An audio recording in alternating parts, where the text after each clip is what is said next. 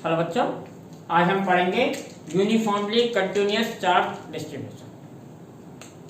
Uniformly continuous charge distribution क्या है बेटा, नाम से ही आपको क्लियर हो रहा होगा कि जब चार्ज किसी ऑब्जेक्ट में या किसी यूनिफॉर्मली डिस्ट्रीब्यूट हो तो उसे क्या कहते हैं, यूनिफॉर्म चार्ज डिस्ट्रीब्यूशन। यहाँ मैंने दो डायग्राम बनाए हैं, आपको इजीली डायग्राम से ही क्लियर हो रहा होगा कि नॉन यूनिफॉर्म में चार्ज ऑब्जेक्ट में यूनिफॉर्मली डिस्ट्रीब्यूट नहीं है, अलग अलग जगहों पर अलग अलग चार्ज है। यहाँ पर सभी जगहों पर charge same. In other word simple way में अगर मैं ये कहूँ कि अगर इसमें इक्वल साइज के पीस कर दिए जाए, इस ऑब्जेक्ट से इक्वल साइज के पीसेस काटे जाएं तो सभी पीसेस का चार्ज सेम होगा। अगर इसमें इक्वल साइज के पीसेस काटे जाएं तो सबका चार्ज इक्वल नहीं होगा। तो हम इसे नॉर्मली क्लियर हो गया, ये नॉन यूनिफॉर्म चार्ज डिस्ट्रीब्यूशन है, इसमें यूनिफॉर्म चार्ज डिस्ट्रीब्यूशन। इससे हमें एक क्लियर बात हो गई कि अगर हमें एक पीस, अगर इसके पीस कर दिए जाए, ऐसे देखिएगा, इसके कई पीसेस कर दिए जाए,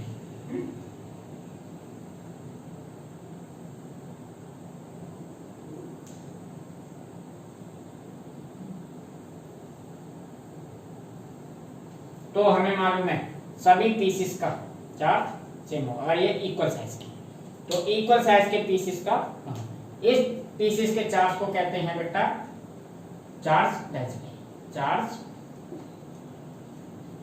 एस।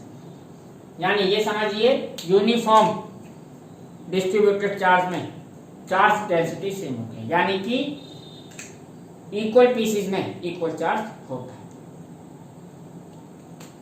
अब हम इसके बेटा हम स्टार्ट करने वाले हैं गॉस लॉ, तो इसका यूज गॉस लॉ में ही होने वाला है। गॉस लॉ में हम पढ़ेंगे बेटा कि इनफाइनाइटली लार्ज प्लेन शीट की वजह से किसी पॉइंट पर इलेक्ट्रिक फील्ड, या इनफाइनाइटली लॉन्ग स्ट्रेट वायर की वजह से किसी पॉइंट पर इलेक्ट्रिक फील्ड। इनमें इनफाइनाइट वर्ड आएगा, यानी कि इनमें जो ऑब्जेक्ट होंगी, चार्ज ऑब्जेक्ट होंगी, वो कंटिन्यूअस चार्ज डिस्ट्रीब्यूटेड होंगी, साथ के साथ इनफाइनाइटली लार्ज होंगी। अगर बेटा इनफाइनाइटली लार्ज हैं तो उनका चार्ज भी क्या होगा, इनफाइनाइट, एक तरीके से अनडिफाइंड। तो उनके चार्ज को किस तरीके से कंसीडर किया जाएगा? नॉर्मल एग्जांपल अगर आप लेना चाहें तो ऐसे ले सकते हैं कि ये अपने इलेक्ट्रिसिटी वायर होते हैं जो बाहर खंभों पर लगे होते हैं, ये किलोमीटर तक लंबे होते हैं। अगर मैं आपसे पूछूं कि उनमें कितना चार्ज होगा तो उनको मेजर करना बहुत बड़ा टास्क है, आप कितनी दूर तक मेजर करना शुरू करेंगे। तो इसके लिए एक इजी ट्रिक है, अच्छे बच्चे होंगे वो समझ गए होंगे। वो क्या करेंगे कि 1 मीटर वायर में चार्ज मेजर करेंगे, 1 मीटर वायर में चार्ज मेजर करेंगे बस, क्योंकि चार्ज यूनिफॉर्मली डिस्ट्रीब्यूटेड वायर में।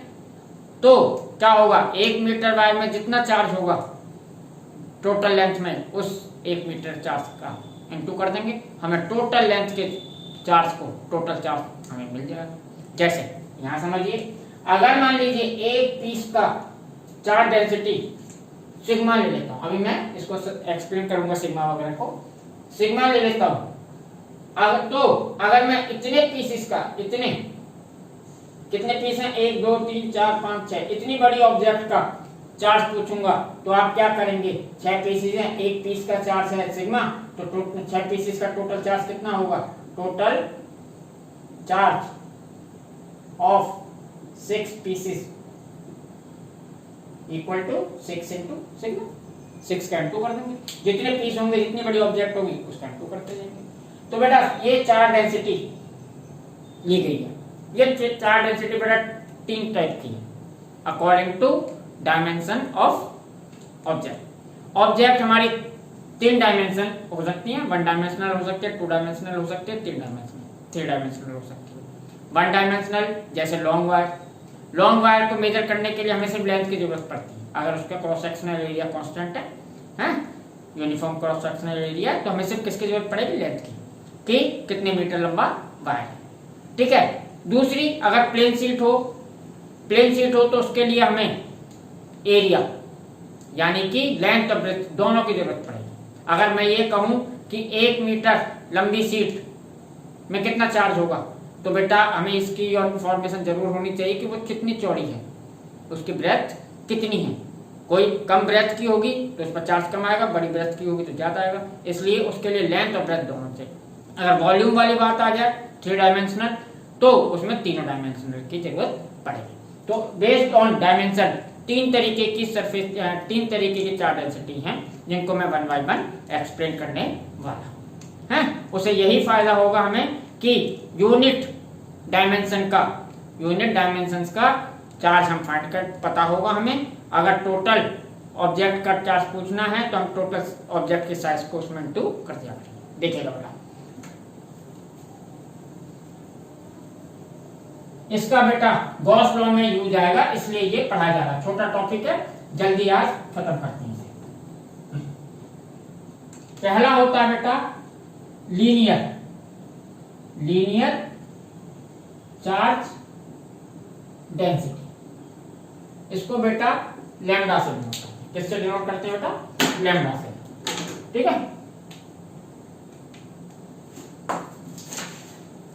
For a uniformly large wire,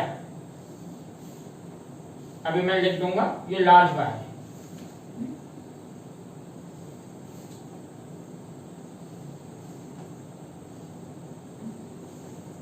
ये आपका लार्ज वायर। ठीक है। आप इसे कोई भी चार्ज दे सकते हैं, सपोज इस पर positively continuous charge.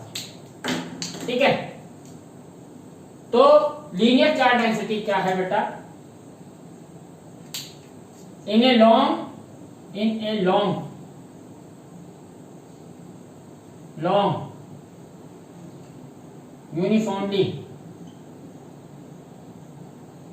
Uniformly charge wire, the charge per unit length called linear charge density। इसको बेटा लैम्डा से डिनोट।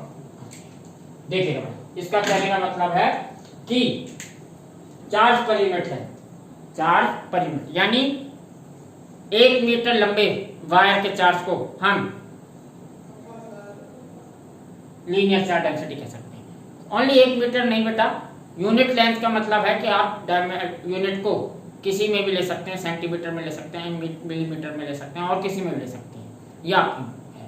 पर सोच सकते हैं आप 1 मीटर यूनिट लिया वायर का, अगर हमें चार्ज पता हो तो वो वायर जितना भी लंबा होगा सिर्फ हमें मल्टीप्लाई करना होगा उस लेंथ में और हमें क्या मिल जाएगी? उसका टोटल चार्ज। तो यहाँ पर लीनियर चार्ज डेंसिटी कैसे निकाली जाएगी? देखिएगा बेटा, इफ इस ऑब्जेक्ट का टोटल चार्ज सपोज हमें मालूम है, नॉर्मली हमें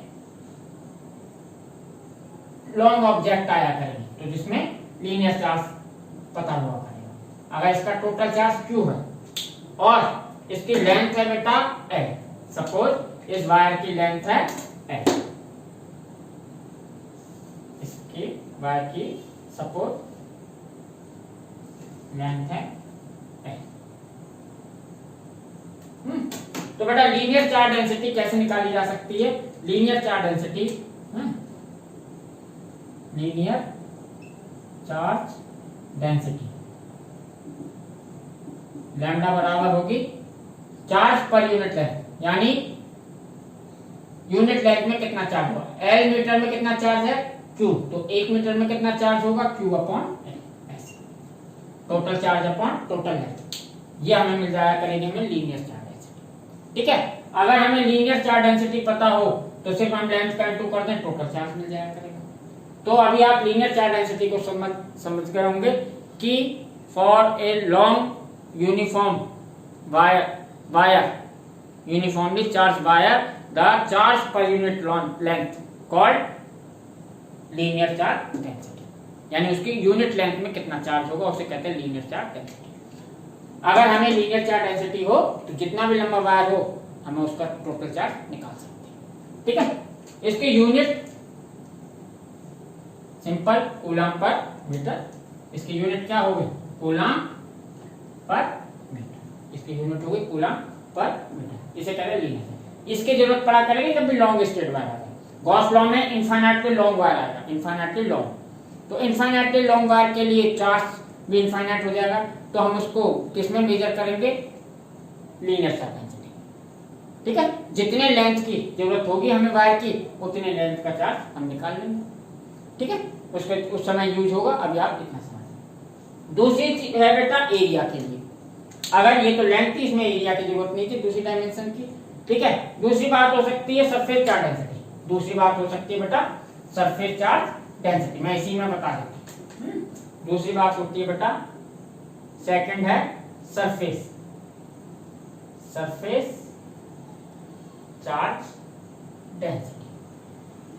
इसे बेटा सिग्मा से डिनोट करते हैं। किससे करते हैं बेटा? सिग्मा से। इसको लैम्डा से याद रखिए। और इसकी unit coulomb per metre, charge per unit length, coulomb per metre. ठीक है बेटा। सरफेस चार्ज डेंसिटी क्या है? For in a large plane sheet. अब सीट है यहाँ लॉन्ग वायर था। In a large plane uniformly charge रहेगा। In a large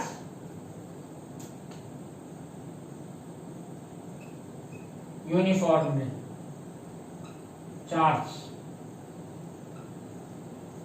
plane sheet the charge per unit area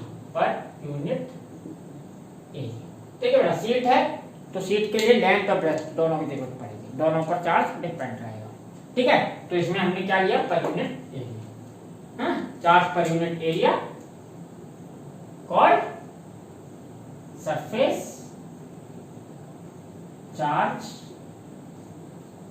density कहते हैं। सरफेस चार्ज सिग्मा से डिनोट करते हैं। ये देखिए बेटा, ये एक तरीके के प्लेन सीट है। मान लीजिए ये क्या है? Plane sheet. ठीक है, यूनिफॉर्मली है, चार्ज यूनिफॉर्मली डिस्ट्रीब्यूटेड है। ठीक है, अगर इसके सरफेस चार्ज डेंसिटी मान लीजिए इसका टोटल सरफेस एरिया, इसका टोटल सरफेस एरिया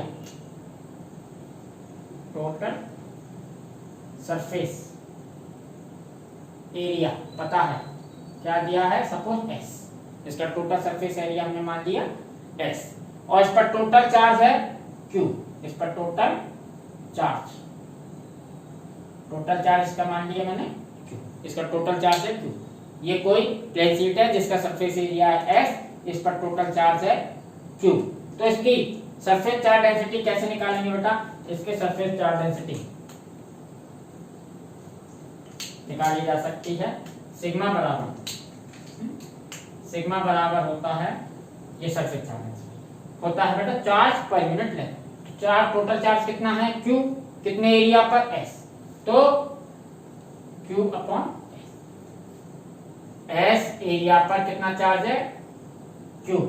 तो यूनिट एरिया यानी 1 यूनिट एरिया पर कितना चार्ज होगा? Q upon S। ठीक है, simple. Unit coulomb per metre, इसकी यूनिट हो जाएगी बेटा कूलम पर मीटर। इन दोनों का यूज बेटा हमें आगे होगा, इन दोनों का कैपेसिटर में भी होगा। काफी जगह पर ये लीनियर चार्ज डेंसिटी या सरफेस चार्ज डेंसिटी में भी क्वेश्चन आ सकता है। चार्ज को टोटल चार्ज भी दे सकते हैं, टोटल चार्ज नहीं दें तो वो लीनियर चार्ज डेंसिटी दे सकते हैं, साथ के साथ सरफेस एरिया भी। ठीक है, तो आप सरफेस चार्ज डेंसिटी क्लियर हो गई। Charge per unit area called surface charge density. अगर हमें सरफेस चार्ज डेंसिटी पता हो तो जितना भी एरिया होगा Q बराबर क्या हो जाएगा? यहाँ पर Q बराबर क्या होता है? Sigma into S। अगर हमें किसी ऑब्जेक्ट का टोटल चार्ज निकालना है, उसका सरफेस चार्ज डेंसिटी पता हो तो हम एरिया में इंटू करके टोटल चार्ज उसका निकाल सकते हैं। ठीक है, ये बेटा 1 मार्क्स में अक्सर पूछ ली जाती हैं, अदरवाइज न्यूमेरिकल वगैरह में ये वर्ड बार बार आएंगे, इनको समझना जरूरी। एक और चीज है जिसके हमें कम जरूरत पड़ेगी, volume charge density. Volume charge density simple सी बात है, यहाँ पर वायर किस पर डिपेंड करता है? लेंथ पर। प्लेन शीट किस पर डिपेंड करेगी, एरिया पर, और तीसरी चीज है वॉल्यूम चार्ज डेंसिटी। ठीक है, तो मैं यहां पर कर देता हूं बेटा। थर्ड है बेटा वॉल्यूम चार्ज डेंसिटी। इसको बेटा रो से डिनोट कर सकते हैं। किससे डिनोट करते हैं, रो से। तो in a large uniformly charge sphere कह लीजिए, कुछ भी कह लीजिए, स्पेयर जिसमें वॉल्यूम होता है, सबके लिए बात होगी। चार्ज पर यूनिट वॉल्यूम, वो पर यूनिट एरिया था, ये पर यूनिट लेंथ था। अब ये डायग्राम आप समझ जाइए, डायग्राम इसके साथ का नहीं है। तो कॉल्ड वॉल्यूम चार्ज डेंसिटी, इसको रो से डिनोट करते हैं। ठीक है ना, तो यहां पर हो जाएगा ये टोटल वॉल्यूम है। अगर इसका टोटल वॉल्यूम क्या है V, तो कैपिटल V, ये वॉल्यूम चार्ज पर वॉल्यूम, इसको ये यूनिट हो गई मीटर।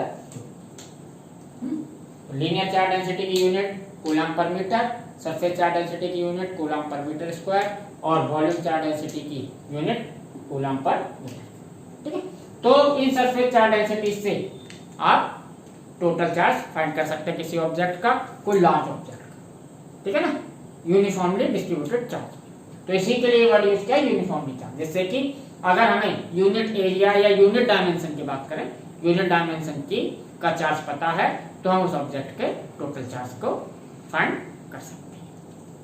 चलिए बेटा, अभी इतनी बात हो गई। अब गॉस लॉ में एक चीज की और जरूरत पड़ेगी बेटा, वो है in long wire, infinitely long wire या इनफाइनाइटली लार्ज प्लेन शीट, ये किस तरीके का, किस पैटर्न का इलेक्ट्रिक फील्ड बनाते हैं, इसकी इंफॉर्मेशन की जरूरत पड़ेगी, तभी हम आगे जरूरत पड़े हैं। तो हम इसे पहले पढ़ लेते हैं, आज ही पढ़ लेते हैं कि इनकी वजह से पैटर्न कैसा होगा। चलिए अभी देखते हैं, पहले मैं इसे रस करता हूं।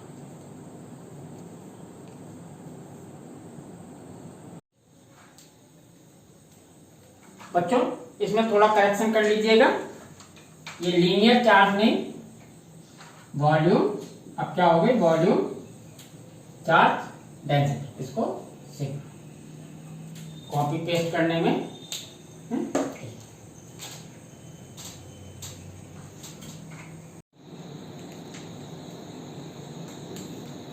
चलिए बच्चों, अब हम देखेंगे electric field lines due to infinitely long wire. अभी हम इनफाइनाइटली लॉन्ग वायर की वजह से इलेक्ट्रिक फील्ड लाइंस या ये कहेंगे इलेक्ट्रिक फील्ड का पैटर्न देखेंगे। इस पैटर्न का यूज अभी हम 3 लेक्चर बाद एक टॉपिक आएगा, electric field due to infinitely long wire by using Gauss law, उसमें करेंगे। उस समय पर मैं आपको इसके इलेक्ट्रिक फील्ड के बारे में ज्यादा डिटेल में नहीं बताऊंगा। ठीक है बेटा, अभी मैं ज्यादा डिटेल में थोड़ा सा बता देता हूँ कि इसका इलेक्ट्रिक फील्ड का पैटर्न कैसा होगा। उस समय मैं इलेक्ट्रिक फील्ड के पैटर्न को डायरेक्ट लूंगा। ठीक है, तो ये काफी अच्छा टॉपिक है। ये जो अभी हम जो पैटर्न पढ़ने वाले हैं अभी, ये बेटा बोर्ड एग्जाम में नहीं आता है, ये सिर्फ हम अपनी नॉलेज के लिए पढ़ रहे हैं कि इसकी वजह से पैटर्न कैसा बनता होगा। इसका जो रिजल्ट गॉस लॉ में यूज करेंगे वो हमारा बोर्ड एग्जाम में अक्सर कर पूछा जाता है, काफी साल में, काफी ईयर्स में आया हुआ है वो। ठीक है, चलिए तो देखते हैं बेटा इलेक्ट्रिक फील्ड लाइंस, इसकी वजह से इलेक्ट्रिक फील्ड या इलेक्ट्रिक फील्ड लाइंस कैसी होंगी, इसकी वजह से पैटर्न कैसा होगा। तो देखिए बेटा, ये इनफाइनाइटली लॉन्ग है, ये हमने एक बात मान रखी है कि ये वायर बहुत लंबा है, इनफाइनाइटली। इसके लिए मैंने इसका ऊपर भी एंड नहीं किया, नीचे भी एंड नहीं किया, आपको इसका एंड नहीं दिखाई दे रहा, यानी ये इनफाइनाइटली लॉन्ग है। ये जंक्शन है बेटा, ये जंक्शन लेकर ही चलेंगे तभी हमारा ये होगा। ठीक है, तो देखिए बेटा, इसकी इलेक्ट्रिक फील्ड लाइन बनाने के लिए मैंने आपको बताया था, इलेक्ट्रिक फील्ड लाइन बनाने के लिए हम चार्ज रखते हैं किसी पॉइंट पर, वो चार्ज जिधर भी भागेगा वहीं पर इलेक्ट्रिक फील्ड लाइन ड्रॉ करते चलते हैं। और पैटर्न बन जाता है। तो देखते हैं इसके वजह से कैसा। चलिए, मैंने सपोज ये कोई पॉइंट है, ये इस पॉइंट पर चार्ज रखा, इस पॉइंट पर चार्ज रखा, तो देखिएगा बेटा यहां पर यूनिफॉर्मली डिस्ट्रीब्यूटेड चार्ज है, यानी कई सारे चार्जेस। अब ये सारे के सारे चार्जेस यूं समझिए कि इसके ऊपर फोर्स लगाएंगे या इस पॉइंट पर इलेक्ट्रिक फील्ड बनेंगे। तो सपोज ये वाले चार्ज, कुछ चार्ज कंसीडर करते हैं, पहले ये चार्ज कंसीडर करते हैं। तो इस चार्ज की वजह से ये इस पर इलेक्ट्रिक फील्ड किधर होगा बेटा, इस साइड। मैं इलेक्ट्रिक फील्ड की बात कर देता हूं, इस पॉइंट पर इसकी वजह से इलेक्ट्रिक फील्ड किधर होगा,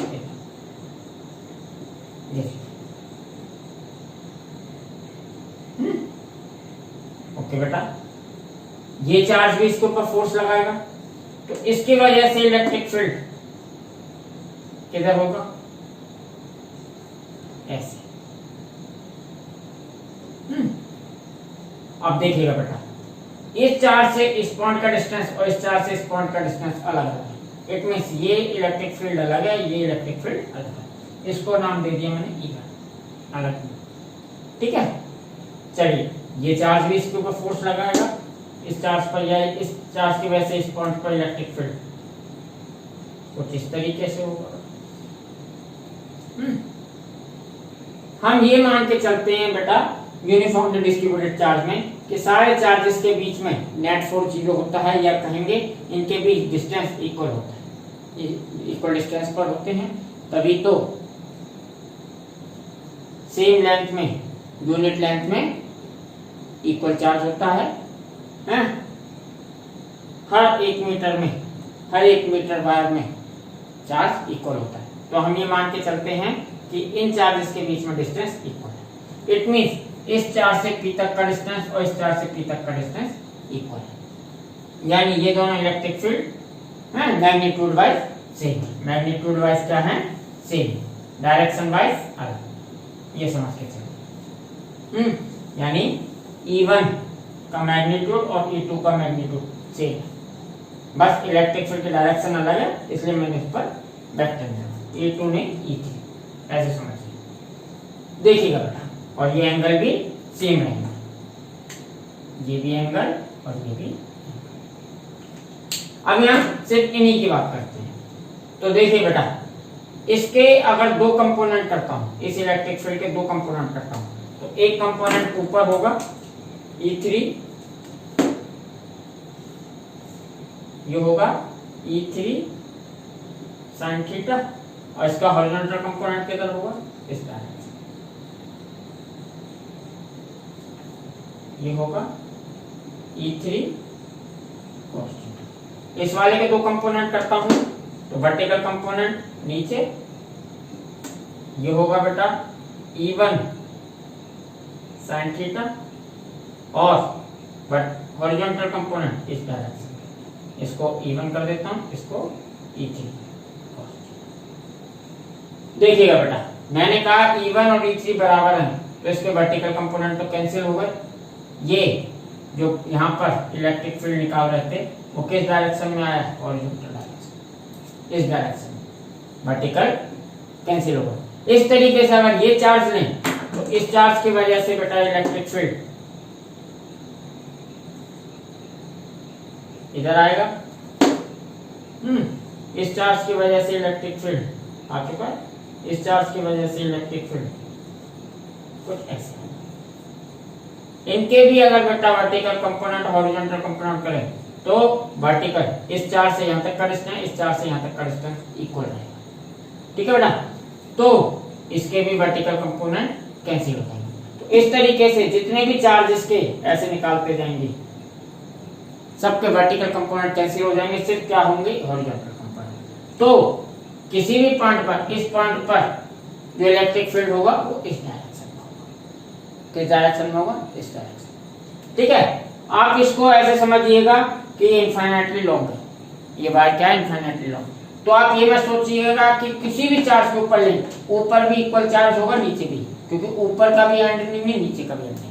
यानी यूं समझ के चलिए कि इसके हर प्रत्येक एवरी चार्ज मिडिल में है, ऊपर भी सेम अमाउंट चार्ज है, नीचे भी सेम अमाउंट चार्ज है। अगर इस चार्ज की बात कर रहे थे हम, तो इसको ऊपर भी सेम अमाउंट चार्ज है, इसके और नीचे भी। अगर इसकी बात करें तो भी यही अजम्पशन आएगा, ऊपर भी उतना, क्योंकि ये इनफाइनाइट है, ऊपर भी इनफाइनाइट, नीचे भी इनफाइनाइट। तो हम ये लेके चलते हैं कि इसके वर्टिकल कंपोनेंट सब चार्जेस के जितने भी चार्जेस हैं इलेक्ट्रिक फील्ड बना कैंसिल होते जाएंगे, आपस में इक्वल इलेक्ट्रिक फील्ड बनाएंगे और कैंसिल होते जाएंगे। सिर्फ क्या होगा, हॉरिजॉन्टल कंपोनेंट सबका, सारे चार्जेस का इलेक्ट्रिक फील्ड का किसकी वजह से होगा, हॉरिजॉन्टल कंपोनेंट। इसकी वजह से जो ये पॉइंट था इस पर इलेक्ट्रिक फील्ड ऐसे होगा। अगर ये पॉइंट यहाँ कहीं पर होता तो भी इस पर इलेक्ट्रिक फील्ड इधर ही लगता, ऊपर वाले कंपोनेंट कैंसिल हो जाते, क्योंकि हर पॉइंट यूं समझिए कि मिडिल में है इस बार के, क्योंकि ये दोनों तरफ से इनफाइनाइट है,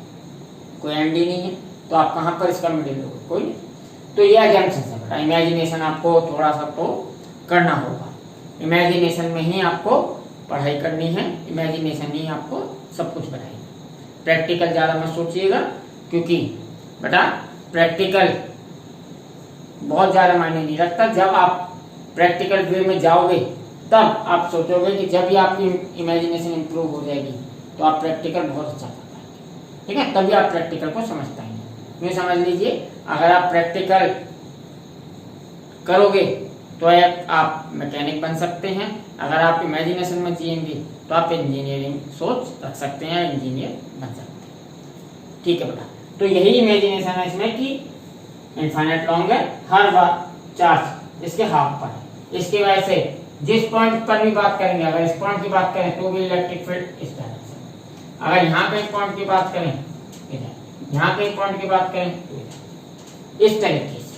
अगर ये पॉइंट यहाँ कहीं पर होता, यहाँ मैं यहाँ पर देखिएगा, आपको ठीक से नहीं दिखाई दे रहा होगा, इस पॉइंट पर, तो भी इस तरीके से वर्टिकल कंपोनेंट कैंसिल हो जाएंगे, ऐसे वाले और हॉरिजॉन्टल। तो यहाँ पर अगर ये पॉइंट होगा तो इसके वजह से इलेक्ट्रिक फील्ड होगा इस तरह, ठीक है। ये पॉइंट इस तरफ होता तो इसका इलेक्ट्रिक फील्ड होता इस तरफ, किस तरफ होता, इस तरफ। ये पॉइंट यहाँ होता तो इस तरफ। इस तरीके से ये बेटा, इसके वजह से जो इलेक्ट्रिक फील्ड बनता है उसे हम कहते हैं रेडियल, ठीक है, इसको कहते हैं हम रेडियल। यानी ये पॉइंट कहीं भी हो इसके आसपास, चारों तरफ में, हर तरफ रेडियस में ऐसे बाहर करेगा, तो कहते हैं रेडियल इन द प्लेन। पर अपने प्लेन में, अपने प्लेन को छोड़कर तिरछा नहीं बनाना।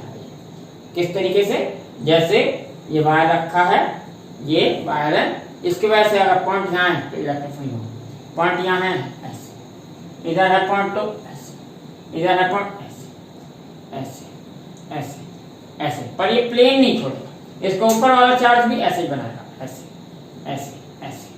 तो ये बेटा एक तरीके का पैटर्न ऐसा बन जाता है, जैसे आपको मैं एक ब्रश दिखाने वाला हूं, ये ब्रश, इस ब्रश में ये जो बीच में ये वायर है, ये वायर समझिए, इस वायर की वजह से इसमें जो इलेक्ट्रिक फील्ड लाइंस होंगी वो ऐसे होंगे, रेडियल, जैसे आपको दिखाई दे, ठीक है। तो इसको बेटा यहाँ पर इसका 3D व्यू बनाना बड़ा मुश्किल है, तो मैं इसको 2D में बनाऊंगा। तो अभी देखिएगा बेटा, इसकी इलेक्ट्रिक फील्ड लाइन हर पॉइंट पर कुछ ऐसे बनती है, मैं कुछ बना दूंगा बेटा,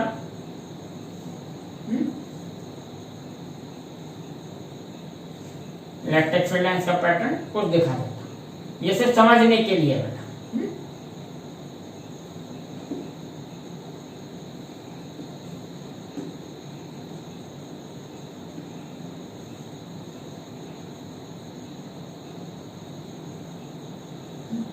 कुछ ऐसा 2D में बेटा ये लाइनें दिखाई देंगी आपको। अभी मैं इसको पहले कंप्लीट कर देता हूं, फिर बताता हूं।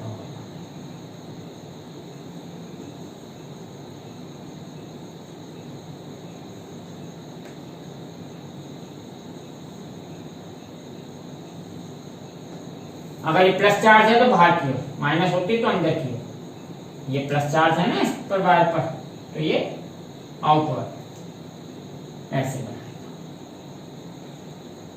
और ये जाती जाएंगी।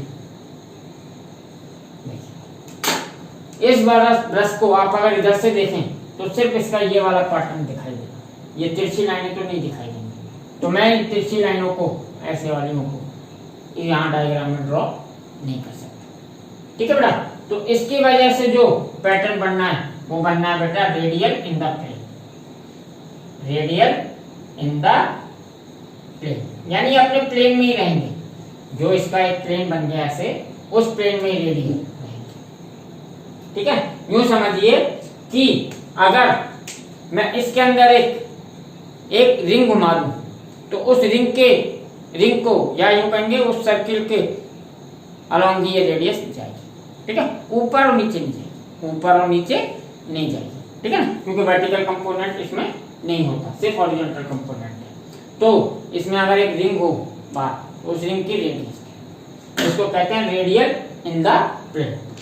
ठीक है बेटा, इसको और समझाने की कोशिश करता हूं। अगर मैं इसका टॉप व्यू बनाऊं, ये अभी आपको साइड व्यू है, आप जब इधर से देख रहे हैं तो ऐसा दिखाई दे ये व्यू। अगर इसको बेटा टॉप व्यू ऊपर से देखें, आप इसको चीज को ऊपर से देखें तो ये लाइनें सब दिखाई देंगी, ये ऐसे दिखा रहा हूं आपकी तरफ से। अगर आपके लिए एक तरीके से टॉप व्यू देखूं, ये आपको ऐसे दिखाऊं तो बेटा ये लाइनें ऐसे आपको सब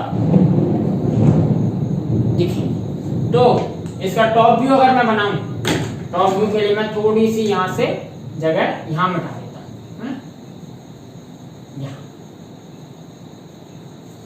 ठीक है, तो अगर इसका टॉप व्यू बनाऊं तो सबसे पहले ये जो वायर था, ये वायर हमें ऐसे गोल दिखाई देगा। छोटा सा वायर था एक पतला, ये वायर ऐसे दिखाई देगा। ठीक है, इसके बाद से इलेक्ट्रिक फील्ड लाइंस कैसी होंगी,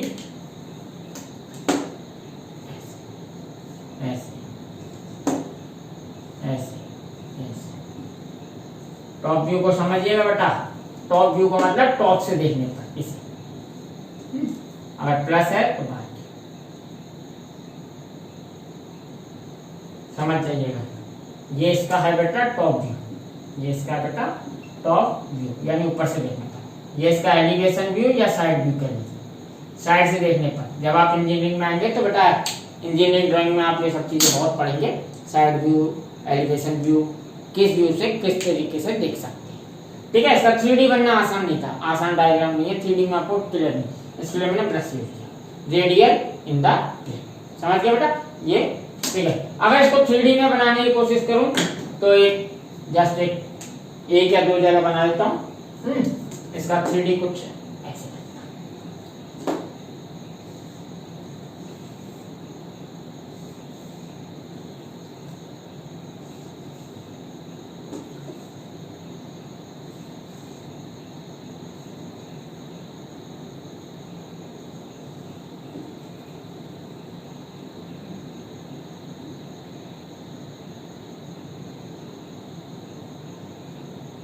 अगर यहाँ स्टार्स के लिए स्टार्स को छोड़ देता हूँ, ऐसा ही पैटर्न यहाँ बनेगा, यहाँ बना देता हूँ। हर चार्ज पर ऐसा ही पैटर्न बनेगा, हर चार्ज पर ऐसा।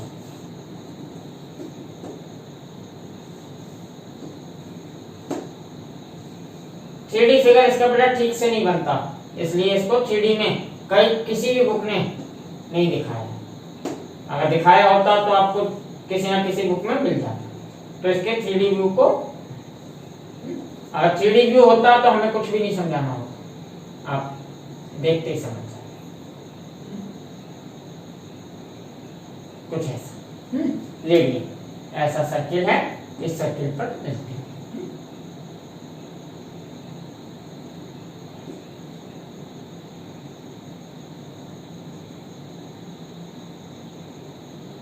ये हॉरिजॉन्टल प्लेन में सर्किल है, ठीक है, उसमें। तो इस फिगर को ज्यादा ध्यान मत दीजिए, यहां से समझिएगा।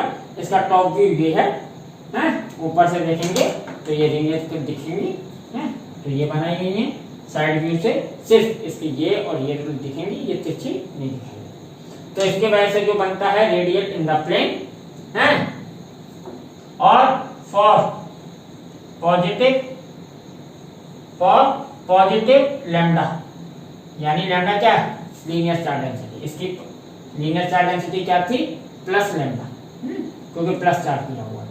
फॉर पॉजिटिव लैम्डा आउटवर्ड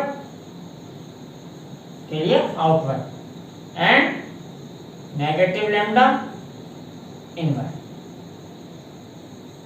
ठीक है, अगर बेटा ये चार्ज नेगेटिव होते तो सिर्फ इन एरो को रिवर्स कर देते। यहां समझा देता हूं, ये कोई इनफाइनाइटली लॉन्ग वायर है, अगर इसके ऊपर चार्ज कैसा होता, नेगेटिव, तो ये क्या होती, इलेक्ट्रिक फील्ड लाइंस किधर आती, अंदर की, किधर आती बेटा, इलेक्ट्रिक फील्ड लाइन अंदर की, तब बाहर नहीं जाती हमेशा।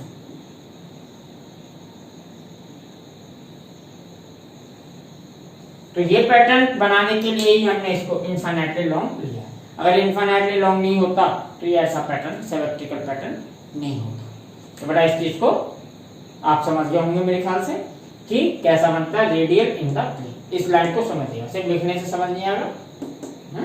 अब हम इसके बाद देखेंगे इनफाइनाइटली लार्ज प्लेन शीट की वजह से इलेक्ट्रिक फील्ड, उसका भी एक डेरिवेशन है, इसलिए इलेक्ट्रिक फील्ड आज समझा देता हूँ और डेरिवेशन के समय पर इसको इतनी डिटेल में नहीं बनाऊंगा, उस समय डायरेक्ट करूंगा।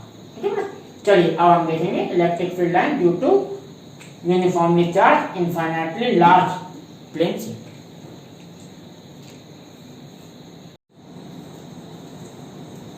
चलिए बच्चों, अब हम देखेंगे electric field lines due to infinitely large plane sheet. ये बेटे देखिए, ये कोई इनफाइनाइटली लार्ज प्लेन शीट है। ये बेटा कुछ इस तरीके से, कुछ इस तरीके से, इस पर पॉजिटिवली चार्ज है। ठीक है, इसका बहुत बड़ी है बेटा, इसके एंड आप जो समझ सकते हैं, आपको दिखाई नहीं दे रहा, ऐसे इमेज कीजिए। तो बेटा इसमें भी लॉन्ग वायर की तरह वर्टिकल कंपोनेंट कैंसिल हो जाएंगे, सिर्फ हॉरिजॉन्टल कंपोनेंट्स की वजह से इलेक्ट्रिक फील्ड होगा। तो इसकी वजह से जो इलेक्ट्रिक फील्ड लाइंस होंगे ऐसे, पॉजिटिव चार्ज की वजह से इलेक्ट्रिक फील्ड लाइंस कैसी होती है, आउटवर्ड ऐसे, और पीछे भी ऐसा नहीं कि एक ही तरफ जाती हैं, इधर ही जाएंगी, और पॉसिबल डायरेक्शन में होती है। इधर का एंड है नहीं, ये तो ऊपर भी जाती, तो ऊपर जाएंगे क्योंकि ऊपर भी चार्ज है। तो इसकी वजह से जो पैटर्न बनता है बेटा, इलेक्ट्रिक फील्ड लाइंस कुछ इस तरीके से होती हैं। देखिएगा, कुछ दिखा देता हूं मैं आपको, ऐसे प्लस है तो बाहर की ओर,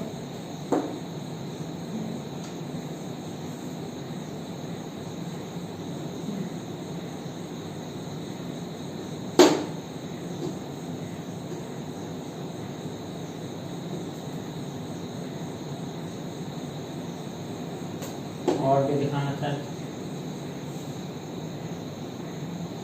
सभी चार्जेस से ऐसे इस तरीके से कुछ दिखा देता हूँ।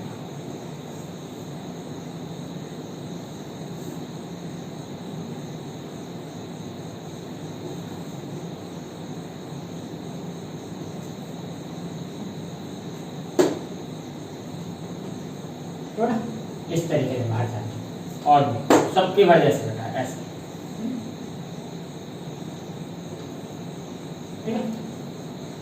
इनके बैक साइड से आगे भी और पीछे भी। बड़ा पीछे की दिखाने के लिए मैं कुछ ऐसे दिखा देता हूँ।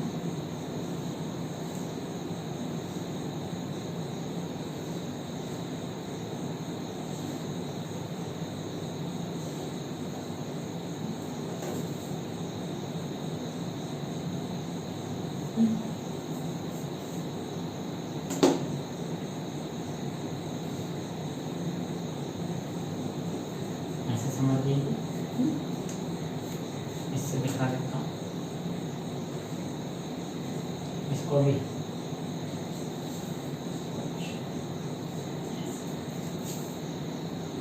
इस तरीके से इलेक्ट्रिक फील्ड लाइंस होंगी बेटा हर चार से। इसको कहते हैं electric field lines outward to the plane of sheet, या ये कहेंगे normal to the plane of sheet. इस इलेक्ट्रिक फील्ड को कहते हैं बेटा नॉर्मल या electric field due to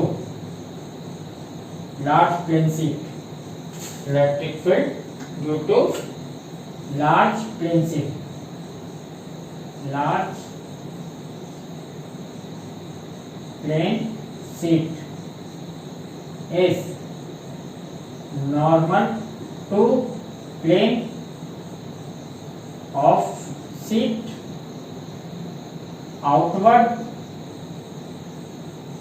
for positive charge, outward for positive charge and inward for negative. ये होता है बेटा शीट के नॉर्मल, प्लेन शीट के नॉर्मल, आउटवर्ड पॉजिटिव चार्ज के लिए है, बाहर की ओर आउटवर्ड प्लेन पॉजिटिव चार्ज के लिए, अगर नेगेटिव होता तो इसमें एंटर करें इनवर्ड। ठीक है, ये आसान था पैटर्न। ठीक है, अब इसका हम डायरेक्ट यूज करेंगे। चलिए अब हम पढ़ेंगे इसके बाद गॉस लॉ।